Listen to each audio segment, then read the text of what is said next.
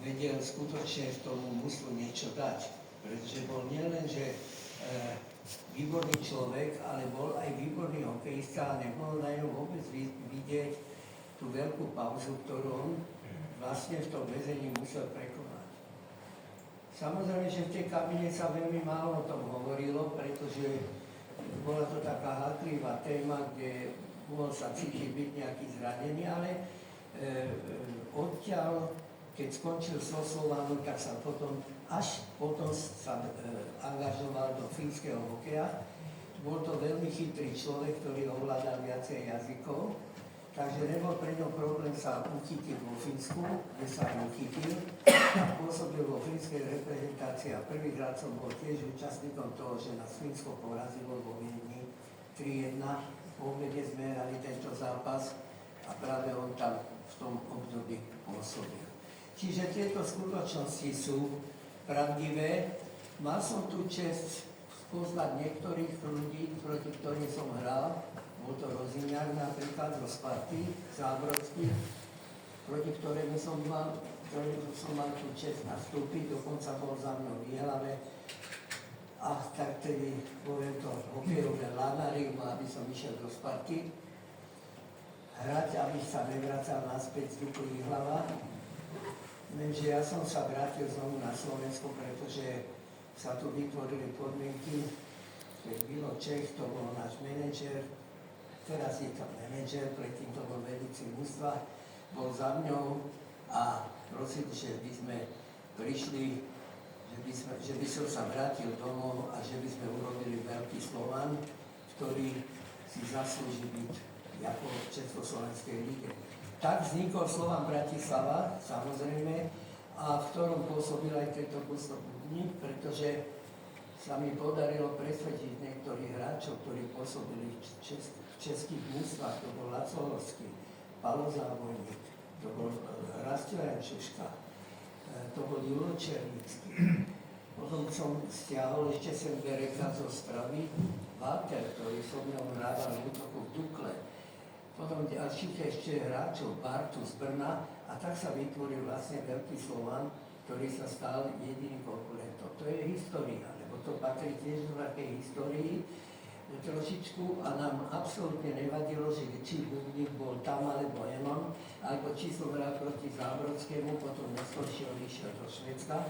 My sme mali spoločnú, ako by som povedal, takú spoločnú cestu, lebo on hrával tenis, ja som hrával tenis. Občas sme sa stretli na Štvanici na tenisových turnajoch. Ja som bol mladý zajac, on už bol starý, vyslúživý hráč. Lanarel ma do Sparty, ja som povedal, nie, ja sa vrátim do Bratislavy. Tak sa mi tu podarilo pôsobiť a urobiť toto veľké mužstvo. Ja netvrdím, že to bol môj návrat, ale tvrdím, že keby bol tedy odišiel do Prahy, tak súdva by sa boli títo hráči vrátili, aby sme, neviem, jak dlho čakali na to, aby sa tu vytvoril slovenský hokej, ktorý vytvára vlastne Poprad. To je trošku z tej histórie, lebo ja som jeden z málo žijúcich, ale z tejto histórie by sme sa žiadnu nepoučili, pretože sa našli potom takí ľudia, ktorí začali vyrastať vedľa tohto jediného slovenského mužstva, potom sa začali sa stavať Košice, keď tam bol zať pána tedajšieho prezidenta, ktorý staval Huko a vtedy ma lanárili, aby som išiel tam hrať. A že ja som mi odpovedal, že nemáte halu, tak nepríjem, vtedy sa rozmontovala tá oceľová hala a sa za 7 mesiacov postavil ten zimný štadión oceľový a ja som nakoniec nedostal povolenie od Slovanu, lebo vtedy sa nedalo prestúpať, abych tam odišiel, ale vznikli Košice, ktoré boli veľmi dobrým hokejovým mužstvom a samozrejme, že bolo veľmi dobre podporované. To meno toho pána riaditeľa vy budete možno aj všetci poznať, volá sa pán Knižka. Takže to bol zatiaľ vlastne, alebo respektíve rodinný príslušník vtedajšieho prezidenta a vytvárali sa všetky podmienky pre východ. Len mám jedna vec mrzí, že my, ktorí sme zakladali vlastne hokej na Slovensku, lebo ja si tvrdím, že moderný hokej sa založil vlastne príchodom týchto hráčov do Slovanu, A s tým sa dal sa ďalší podnet k tomu, aby na okruhu, čo je zase vďaka Trenčínu, pánu Kodajovi, ktorý bol vtedy vo velení armády, že dokázal presadiť to, že v Trenčíne sa vytvoril tretí klub a tak začal vlastne rozvoj slovenského hokeja. Takže k rozvoju slovenského hokeja prišli aj niektoré negatívne veci a to začína byť naša slovenská nátura závisť. Začala byť veľká konkurencia a niektorí hráči, ktorí vďaka tejto starej generácie sa dostali hore, dostali sa možnosť dobre trénovať, dostali kvalitnú výchovu, o ktorú sa staral docent Horský, ktorý bol vysoká kapacita hokejového diania, svetového hokejového diania, podľa môjho názoru jeden najväčší teoretik, ktorý dokonca s Tarasovom, ktorého tu hovoríme o negatíve, vtedy o sovietskom hokeji, ktorý s Tarasovom Montári pred 1500 trénermi mali svoje sympózium, kde hovorili o tréningových metodách týchto dvoch štátov, kde sme im vlastne vyzradili to, čo my robíme a prečo sme boli lepší ako oni, lebo oni podceňovali vlastne celú hokejovú Európu, lebo si mysleli, že vlastne oni sú tí najlepší. Na týchto ľudí sa u nás veľmi rýchlo zabúda a ja preto chcem aj povedať tú vec, že vlastne tento Gusto Bubník ostal stále takým Bratislavákom a takým Slovákom, pretože keď sme sa stretávali a už pôsobil v zahraničí, stále bol taký aký člen tohto Slovanu Bratislava, predtým Meška Bratislava, Sokolenme Bratislava, potom Dimitrovka Bratislava, do toľkých mústvách som ja hral, bolo to jedno a to isté mústvo. Takže preto hovorím o týchto menách, rovnako vždy financované a sme boli skutočne stále na tom čele celého diania z československého hokeja. No ale k tomu československému hokeju sa potom pridružili aj nepríjemné veci. Začali sme hľadať nových hráčov, sa podarilo získať Bondru, ktorý dostal naše občianstvo, vrátil sa sem, teda nevrátil, ale bol ako tu mu bolo udelené občianstvo, potom samozrejme, že títo hráči odišli do Kanady, odkiaľ sa zabudli vrátiť. No a sa stali vlastne takými, by som povedal, nie priaznicami toho, že budujeme ďalej slovenský hokej. Preto tu nastala aj určitá konkurencia a musím sa aj o nej zmieniť, že prečo som vďačný pamäti národa, keď som bol od istého hráča tu osočovaný, že ja som vlastne človek, ktorý mal viac ešte bez spolupráca s políciou, ale zabudli na to povedať, že v 69. roku, v 68. to vypuklo na olympiáde v Grenobli, taká určitá nevraživosť voči Sovietskému zväzu, kedy sme prvýkrát v histórii porazili sovietských, ne v histórii, ale viac porážok mal, ale na oficiálnom kóde sme ich porazili 5-4. A hlavný diel na tomto víťazstve sme mali vlastne Slováci, kedy som bol tým kapitánom národného mužstva a tam sa stala jedna veľmi nepríjemná záležitosť, ktorú mi stále prišívali vtedajšie orgány, a to bolo to, že sme proti Sovietom zistili, sedeli sme tak s trénerom Kostkom, s Klapáčom, Honzom, sme sedeli na tribúne a pozorovali sme našich súperov, ako hrajú proti Kanade a zistili sme, že oni na korčuliach nemajú podľa predpisov hranice. Tak sme zašli za našimi trénermi a sme povedali, pozor na to, oni trénujú presne na čas.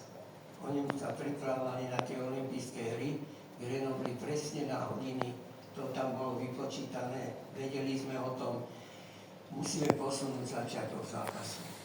Tak sme sa dvakrát vrátili naspäť do kabíny, boli tam švajčiarskí rozhodcovia, som ako kapitán zašiel za nimi, a hovorím, nemajú podľa predpisov chrániť v zadných korčulách, môžu niekoho zraniť, my nenastúpili, chceme riešenie. Vrátili sme sa do kabíny.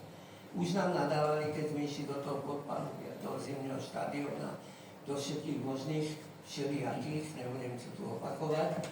No vyšli hore a znova aj niektorí nemali, tak sme znova išli dolu. Nehrať.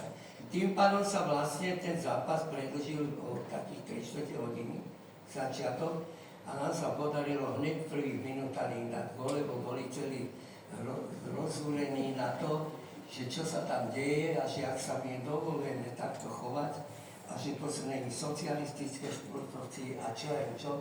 A samozrejme, že Tarasov, keď nám nadával do rôznych vecí ako fašisti a čo aj čo všetko, no, tak ja som mu tedy odpovedal, to dnes môžem už verejne povedať.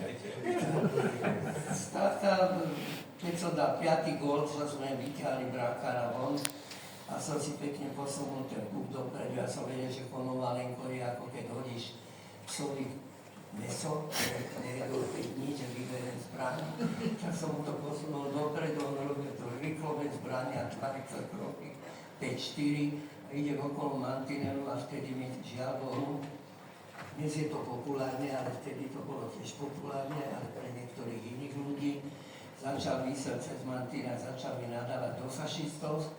A čo ja viem, čo všetko, no ja som rozmýšľal dlho, som sa otočil, bol vypredaný štadión a celý štadión kričal Dubček, Dubček, Dubček, lebo vtedy bol pán Dubček pri moci, tak som urobil lastovičku okolo tejto ruskej striedačky a zaspieval som mu chochochoj s taboj, chochochoj s taboj. Mužský pohľadný úd, toto máš, ukázal som takto skončila. Tam nastala taká dosť veľká nevraživosť medzi našimi celkami, porazili sme ich 5-4. Samozrejme, že to nebolo bez dôsledkov. Dôsledky nastali potom, začalo povstanie, práve začalo sa oslavovať, rozbil sa Aeroflot a už to išlo. A na ďalší rok my sme mali majstrovstvo sveta. To nebolo v Štokholme, to malo byť v Prahe. A vtedy sme mali, sami sme vedeli, že tam je naplánované, že budeme majstri sveta. Tam bolo naplánované, mali sme jedno najsilnejších mústiev, ale hralo sa už v Štokholme 2-krát.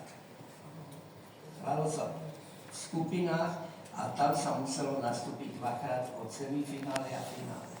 Proti tomu istému súperovi alebo proti tomu, ktorý bude postupovať. A z hodou okolností 2-krát sme hrali proti Sovietskému zväzu. Ja som si tedy povedal ako kapitán, dobre, tak keď to bude v Prahe, tak je to dobre, tam máme obecenstvo, máme plný štadión, tam ich rozdrvíme a bude pokoj. Lenže prišlo nešťastné obdobie, 21. prišli vojska, áno, a ja som býval vedľa policajného riaditeľstva. No samozrejme, že to bolo nešťastné bývanie. Skôr s Mikým Špírkom sme bývali v jednom dome, to je tá zastávka na Februárke. Len prišli večer ku mne, že čo sa tam všetko udialo. Ja hovorím, no to sa udialo, to som mu povedal, že sa manifestovalo pred mojim bytom, no tak ja za to nemôžem, že tí ľudia prišli a oslavovali Grenovli víťazstvo. Že tie tanky tam boli okolo toho policajného riaditeľstva takto rozostavené. No a bol tam jeden taký ruský vojak, ktorý ako dneska príhoda, ktorú píšem aj v mojej knihe, pozerá sa na mňa, sedí na tej lafete tanku ráno a hovorí, nie, ty galónka, što? Ty galónka, dá? Ja hovorím, a ty odkúda? No my z Džeru. To boli tankisti ruskí, ktorí boli v Džeri a boli poslaní cez most k nám do Bratislavy a tí obklúčili celé policajné riaditeľstvo a ja hovorím, no ja u mňa je to kúšať, ale ja tam mám mašinku dole ve dvore. Mašinku a sa hovorilo vtedy, Karol Polák hlásil, že schovajte si auta, ktoré sú západnej značky a ja 2 dní predtým som konečne dostal poukaz na auto, na ktorý som čakal 7 rokov. Áno, tak som zoznal po doplné hlasovanie číslo, staršie a tím je tam kúšať, ale ty idí sa mnou do garáže. A tam išlo tí 2 okruhy okolo toho policajného a tam v tom baraku oproti Kukurici, to sú Bratislavaci, tam som mal dole garáž. A Hovorím, tak tam odvezme rýchlo to auto a schováme, lebo oni nabúra niekto stánkom a žiadne náhradné súčiastky nebudú, lebo to bola vtedy zimka. Tak som mu donesol kúšak, tak si sadol so mnou do auta, išiel tam, schoval som auto, vyťahol som odtiaľ von, vtedy boli ešte tie cievky indukčné, aby nemohli, zamkol som naraz a nechal som sa auto tam stáť. Takže takto sa to udialo, ono sa to trošku upokojilo za celý čas. My sme mali mať vtedy to 68. roku, som pôsobil aj v porote MIS Československo, to je veľmi dôležité. Áno, a všetko bolo pripravené na to, že Slováci mali sme svoju polovicu adeptov a Češi mali svoju polovicu adeptov. A už sme mali aj pripravené letadlo, ktoré malo letieť Il-14 do Karlových Varov, keď sa to malo bombezne robiť. Áno, malo to byť 4. septembra. Žiaľ Bohu, 21. prišli nás oslobodiť, priatelia. No a z toho vzniklo tiež ešte aj toto navyše, že čo teraz chceme robiť, že toto není možné, aby sa to uskutočnilo a tak ďalej. Tak teda vtedy sme mali, a posledná dneska bola Kristina Hanzalová, herečka z Prešova. Veľké šance mala, táto bola posledná a preto mali sme novú adeptu, ktorá vyzerala, že bude byť Československá. Tu sme museli všetko odvolať a nastali problémy. Že tu žijeme takým kapitalistickým, takým a takým a tak. Tak mi poradili, abych sa schoval niekde, lebo že bude zle so mnou, si bol kapitánom toho týmu, je tu pobúrené to, tak som si sadol do toho auta, bez toho čísla a išiel som do Krupiny, na tom aj svedkov. Tam som mal obvodného lekára, doktora Kudlu, hovorili, Jožo, preboha, schovaj ma, lebo keď ma chytia, je so mnou zle. Tak som bol jeden mesiac u neho. Oni bývali v Krupine v takom kopci, v takom rodinnom dome a chodil som v noči aj pomáhať mu ošetrovať, aby ste vedeli aj ošetrovať telocovno. V tom období ten mesiac po tej invázii. Až potom som sa vrátil domov, všetko sa ukludnilo, začalo sa trénovať a veľmi rýchlo to teraz už skrátim na ten 69. rok, lebo ten bol, taký by som povedal, veľmi dôležitý. My sme spravili znova to mústvo, len naraz prišlo k tomu, že nemôžeme hrať v Prahe. A čo teraz? Chlapci nechceli nastúpiť. Tak sme sa stretli na Ilovišti, to bolo stredisko komunistickej strany, krajského výboru Prahy. A tam sme bývali. A vozili nás na zimný štadión na tréningy. A teraz sme rozmýšľali, že či pôjdeme preč a tam sa rozhodlo, že v Švédsku sa bude hrať a nie v Prahe, kvôli tomu, aby sa nepobúrilo československé obyvateľstvo. Tak nás zválali dokopy, tak sme sa stretli na Ilovišti a začali sme rozmýšľať, čo bude. Čo urobíme? Či budeme hrať, alebo nebudeme hrať. Ja som bol kapitánom družstva, tak hovorím, chlapci, podívajte sa, ja tu mám svojich zástupcov. Sadli sme si, a sme teraz rozmýšľali, že predneseme to chlapcom. Buď nenastúpime na majstrovstvo sveta do Štokholmu, alebo čo urobiť. Tak boli tam hlasy, aby sme nenastúpili. Boli tam hlasy, hrajme. My sme vedeli, že aj medzi nami sú niektorí ľudia, ktorí, žiaľ Bohu, patrili do tej druhej kategórie ľudí, ktorí donášali niektoré veci. Tak sme sa dohodli na tom, že si teda sa zvoláme a budeme hlasovať o tom, že či pôjdeme alebo nepôjdeme na majstrovstvá sveta. Návrh bol môj, poďme tam, porazme ich a vráťme sa domov ako víťazi. Lebo hovorím duplákom, holíkoncom, chlapci, vy ste vojaci v štátnych službách, vyhodia vás von. Boli tam hráči Červenej hviezdy. Vy si myslíte, že to budeme dozrieť, keď nenastúpime, poletíte ven z roboty. Čo budete robiť? Tak sme sa dohodli na tom, že pôjdeme. Tá dohoda platila a to mužstvo bolo najlepšie mužstvo v histórii, v ktorom som nastúpil, pretože ja som bol členom 5 generácií národného mužstva A vám poviem, že taký kolektív ako bol 68-69 som v histórii môjho pôsobenia v Národnom ústve nezažil. Už čo som si vážil toho, že ma zvolili za kapitána, boli sme tam len dvaja Slováci, to bol Vlado Zurila a ja. A zvolili ma za kapitána s tým, že budem ja vyjednávať s našim vedením o všetkom. A to som zvolený bol už predtým ako zástupca Tikala. No a tak sme sa rozhodli a sme ich dvakrát porazili. Samozrejme, že keď sme sa vrátili, nebolo to bez následkov. Jeden deň u mňa zaklopali a že sa chcú so mnou porozprávať.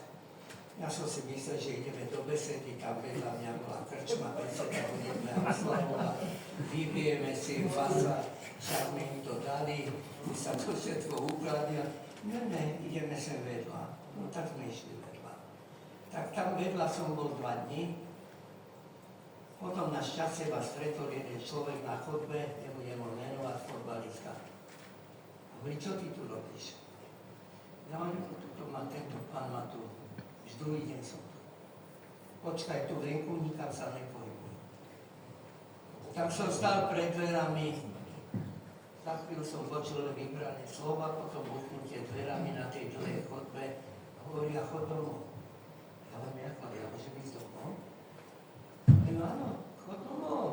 Som ti povedal, chod domov a nikde sa neobzeraj, nepotrebujem nič podpisovať. Nie. Tak som ani nepodpísal. Zebral som sa ten ostrojenec tomu hovorím a ty chod sa k svojmu útvaru domov tiež. A tak toto skončilo a ja som bol doma, no ale bez roboty. A teraz čo? Hovorím, som mal vážne zranenie, lebo celý turnaj som odohral s 15 inekciami v kolene. A hovorím, teraz idem na operáciu, tak som išiel na operáciu a po tej operácii po roku rekonvalescencie. Potom povedal, prišiel som za nimi, nemohol som sa dostať nikde. Až som išiel za niektorými členmi našej vlády, ktorí boli naši fanúškovia, ktorí chodili s nami. Aj keď tam boli oni, tak mi povedali, dajme ho prejsť, dajme ho tam niekde do Nemecka, o ňom sa písať nebude. A tak to skončil. A odtedy som, ani slovo sa u nás neozvalo 2 roky, kde som. Tam som pôsobil 3 roky. Už neboli miesta tak v takom chudobnom klube. A samozrejme to píšem aj v mojej knihe, narovno, teraz sa chystám písať 4. knihu, kde tieto skutočnosti už dám na rovinu. Nebudem menovať ľudí, ale niektoré veci by mojej druhej knihe tiež vyhodili, niektoré knihy volali ma Žiletka, tiež vyhodili. Dlho nevyšla kvôli cenzúre. Tam boli tí zápasy proti Sovietom popísaný iným spôsobom.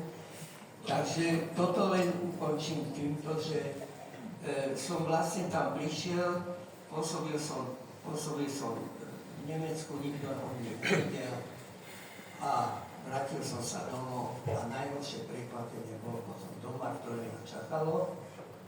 Áno, že ľuďom, ktorým som sa snažil pomôcť, ktorí odišli, sa vyjadrovali o tom, že ja som niekedy tu, nejakým spôsobom, tým, že som sa vrátil, že môj otec bol komunista, môj otec bol robotník, celý život nebol v strane, ani moja sestra, ani ja, ani nikto, hoci moja sestra bola majsterka Československá krasokorčulovania, tá sa tiež nedostala ani do viedenskej revy, mala ponuku, lebo bola Volková.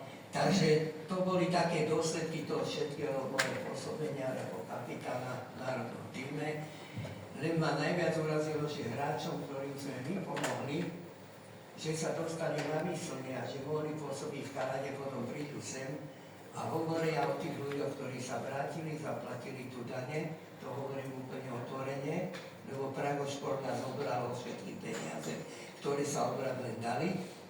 Áno, takže potom nás ešte takýmto štýlom poohovárali, až konečne po 10 aj 5 roka, preto som tu, a ináč by som ani nebol prišiel. Po 10 aj pol roka som podal žalobu na tohto človeka a dodnes vyšiel najvyšší súd rozhodol, že vďaka tomu, že vy ste predložili všetky materiály, ktoré máte, že vďaka tomu sa dokázalo, že je to klamstvo, ktoré prešlo v televízii, ktoré ma hovoril aj moju osobu, a preto som sa rozhodol, že ja do toho hokeja už tu robiť nebudem, hoci mám vysokú školu, absolventom som vysokej školy telesnej výchovy, okrem toho aj diplom inžinier, robil som aj vo miestnych, aj v ekonomike, bol som generálnym riaditeľom Zlatého flaštartu, pomáhal som hokeju, jak sa dalo finančne. A vám poviem na rovinu, že som zostal veľmi sklamaný z toho, čo sa tu udialo, ale preto, keď sa ma zavolali, ste ma myslen, tak som si povedal, že aspoň raz, aby ste vedeli tú pravdu. Po 10,5 roka som vyhral ten najvyšší súd, čo je, malo by byť hotové za 2 minúty. Za 10,5 roka ten dotyčný sa mal ospravedlniť, mal jasne to na tých istých, neospravedlnil sa. A kde sme? Sme znova tam, kde sme boli, chodí si sem a môže si vyprávať ďalej, čo chce. A súdne rozhodnutie vôbec ho nezaujíma, pretože teraz je tá druhá strana zase na hre. Takže toto je to, čo som chcel vám povedať, aby ste boli pri tom, že nie som nejaký tak, jak si to aj naša televízia prezentovala. Áno, a dnes sú zase oslavovaní niektorí, ktorí sú na druhej strane a hovorajú tí, ktorí sa vrátili domov, ktorí tu nás za minimálne podmienky existovali, odozdali dane a že tu pôsobili. To som vám nechcel povedať, lebo je to veľké fórum, ktoré si ja vážim, a preto som aj šiahol k tomu, aby Ústav pamäti národa vyšetril všetky tieto neprístojnosti, ktoré sa udiali, nepravdivé veci, a ja vďačím tomu, že veľmi som bol prekvapený, že sa to, bolo to niekoľkokrát ovplyvňované u vás, aby sa to nestalo. Ale chvála Bohu, boli tam aj odolní ľudia, ktorí vyťahli všetky dôkazové materiály a zistili, že čo je. Takže za to sa chcem aj veľmi pekne vám poďakovať, a preto som aj toto prijatie, teda toto pôsobenie si prijal a si to vysoko vážim, že môžem byť medzi vami, aby ste sa konečne dozvedeli celú pravdu tak, ako to bolo, a že si myslím ešte osobne, že práve, že aj toto obdobie je také, že Slovensko by si malo vážiť týchto ľudí, ktorí sa vrátili, ktorí tu donesli nejaké tie devízy, ktorí tu pôsobia medzi ľuďmi a sa tu chovajú normálne ku každému občanovi, či je to ten najchudobnejší, alebo ten najväčší milionár, ktorý existuje. Ešte raz vďaka, keď máte otázky, som vám ochotný. No ja si teda ešte vás neodpustím opýtať. Ten Štokholm, no samozrejme, vy mali ste na dresoch prelepené lepoplastom tie komunistické hviezdy v našom štátnom znaku, čo je krásna kapitola z našej štátnej symboliky, ale tiež tam boli rôzne gestá vo vzťahu k tomu sovietskému tímu, ktoré sú časti známe. Ale čo ste to povedali tomu Jašinovi? Na čo sa sťažoval potom neskôr?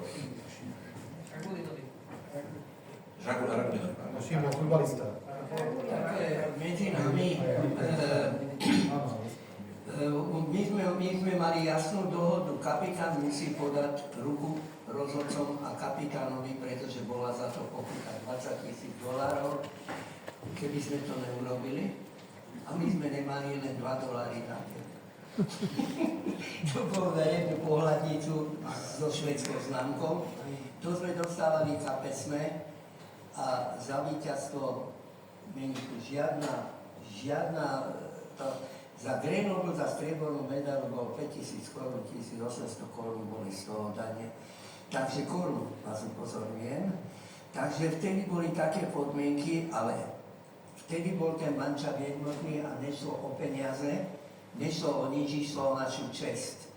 A to mužstvo bolo jednotné, jak sa hovorí, že ak Pán Boh prikázal. Tak boli jednotní, ja som nemusel v mužstve vôbec robiť nejakú osvetu. Samozrejme, že tí, ktorí sa nesúhlasili s tým, my sme vedeli, kto sú to.